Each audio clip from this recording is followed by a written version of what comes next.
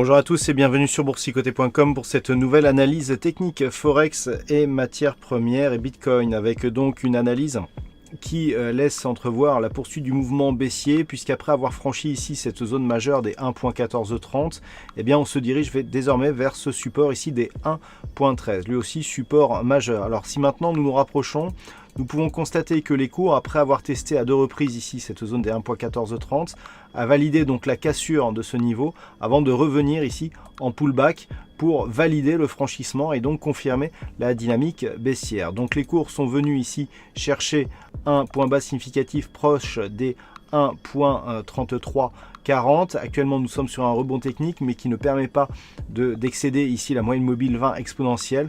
Donc la dynamique reste baissière en direction des 1.13, tant que cette zone ici des 1.1430 n'est pas reprise à la hausse.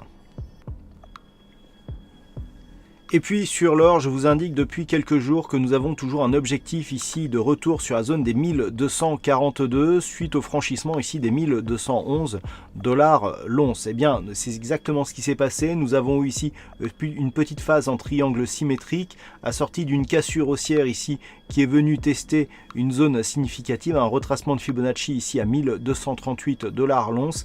Et puis au terme de cette journée, eh bien, le métal jaune est venu justement valider cet objectif des 1242. Vous voyez comment les cours actuels évoluent avec la moyenne mobile 20 exponentielle qui agit comme une zone de support. Donc c'est un premier test de cette zone des 1242, mais tant que l'on reste ici au-dessus de cette moyenne mobile, eh bien la perspective reste une cassure haussière de cette zone des 1242 pour valider la poursuite de la dynamique haussière. Et puis sur le WTI, j'attire votre attention sur la dynamique baissière ici que se faisait avec sous la moyenne mobile 20 exponentielle. La rupture ici des 67 $ le baril validait la poursuite de cette dynamique. Force est de constater que ce support n'est plus réellement significatif et qu'il se situe désormais sur des niveaux proches des 66 $ le baril. Si nous bougeons ici cette zone de support, eh bien nous pouvons constater qu'après avoir atteint ce niveau, on a rebondi plusieurs fois dessus, on a testé la moyenne mobile 20 exponentielle avant un nouveau test et un franchissement ici de cette moyenne mobile assorti d'un contact ici sur la bande de Bollinger supérieure.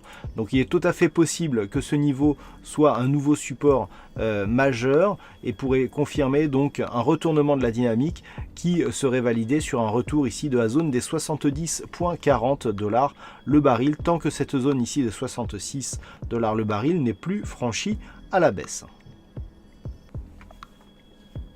Et puis enfin sur le Bitcoin, toujours pas de tendance ici sur la monnaie virtuelle, puisque nous sommes toujours ici dans un range qui se situe entre cette zone ici horizontale des 6360 $ et cette zone de résistance ici proche des 6470 $. Donc une dynamique totalement neutre, tant sur le très court terme ici que sur le moyen terme, puisque depuis quelques jours, eh bien, le Bitcoin, depuis même quelques semaines, le Bitcoin évolue ici dans un range moyen terme entre ici les 6150 et les 6790 $. Donc impossible de définir un directionnel porteur sur cette monnaie virtuelle. Voilà donc ce que l'on peut dire sur cette analyse technique Forex matières premières et monnaie virtuelle. Passez une bonne soirée, un bon week-end et on se retrouve dès la semaine prochaine pour d'autres analyses techniques, toujours sur le site boursicoté.com.